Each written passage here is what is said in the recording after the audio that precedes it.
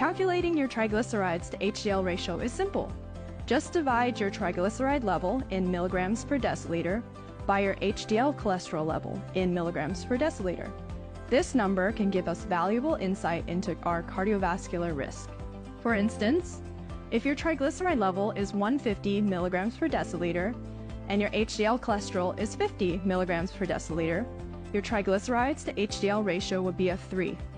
A lower ratio indicates a healthier cardiovascular profile. So, what's an optimal triglycerides to HDL ratio? Well, a ratio below 1.5 is considered ideal. Lower ratios are associated with a lower risk of cardiovascular disease like heart attacks and strokes.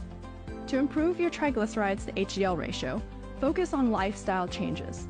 Adopt a healthy diet rich in vegetables, whole grains, fruits, and healthy fats. Engage in regular physical activity and manage stress levels. Remember, maintaining a healthy triglycerides to HDL ratio is part of overall heart health. Consult your healthcare provider to get your lipid profile tested and discuss personalized goals. Take charge of your cardiovascular health.